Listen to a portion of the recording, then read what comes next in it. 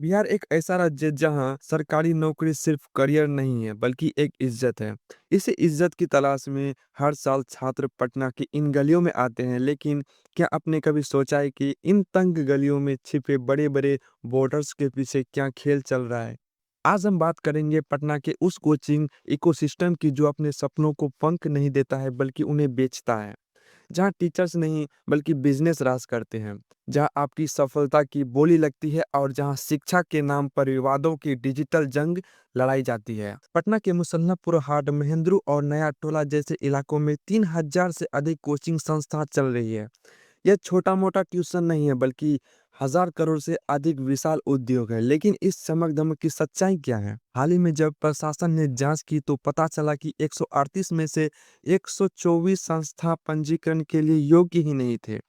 छात्रों की सुरक्षा की इतनी अनदेखी की जा रही थी, हर कई जगह छात्र के लिए 1 वर्ग मीटर की जगह भी नहीं थी। 2010 के रेगुलेटिंग एक्ट सिर्फ कागजों पर है और हकीकत में यहाँ छात्रों के भविष्य के साथ एक खतरनाक जुआ खेला जा रहा है। क्या आपको पता है कि अखबार के पन्नों पर अब छपने वाली मुस्कुराती तस्वीर सिर्फ मेहनत का नतीजा है? पटना की डार्क रियलिटी यह है कि यहाँ टॉपर खरीदे जाते हैं। सिर्फ रिसर्च बताती है कि एक सिटी टॉपर की कीमत लगभग 5 लाख तक होती है। संस्था उन छात्रों को परिणामों का दावा करते हैं जिन्होंने शायद कभी उनकी क्लास ही नहीं की हो। बस एक छोटा मॉक टेस्ट इंटरव्यू के नाम पर उनका नाम और फोटो खरीद लिया जाता है। 2016 का बिहार टॉपर घोटाला याद है आपको, जहां पीरियोडिकल साइट वाले रूबी रैट को टॉपर बनाया गया था। इसी की जांच की खुलासा में यह हुआ था कि 9 करोड़ से अधिक का एक बड़ा रैकेट था जहां फर्जी डिग्रियां बेची जा रही थी। आजकल पटना के टीचर सिर्फ क्लास में नहीं, यूट्यूब पर भी एक्शन में रहते हैं। खान सर, एसके झा और विपिन सर जैसे शिक्षकों के करोड़ों फॉलोवर्स हैं, लेकिन इन डिजिटल शोर शराहत के पीछे ईगो वॉर चल रही है। एक टीचर दूसरे टीचर को एक्सपोज करने की वीडियो बनाता है ताकि व्यूज और सब्सक्राइबर बढ़े। कभी थार गाड़ी देने का वादा करता है, मीटिंग बैठाई जाती है,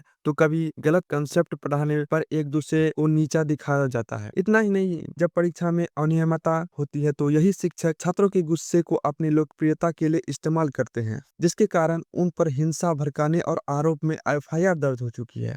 कोचिंग की फीस भरने के बाद छात्र कहाँ रहते हैं? इसकी सच्चाई रोंगटे खड़े कर देंगे। पटना के लॉज हॉस्टल्स किसी स्लम से कम नहीं है। 8 बाय 8 फुट के छोटे कमरे में 3 से 3 छात्र को रखने में मजबूर है। एक लॉज में 500 छात्र के लिए केवल 12 शौचालय होने की रिपोर्ट मिली है। छतें टपकती है, बिजली का कोई ठिकाना नहीं और स्वच्छता के नाम पर सिर्फ बदबू है। यहाँ तक कि इन हॉस्टल में बम धमाके, हिंसा झड़पें में आम बात हो गई है।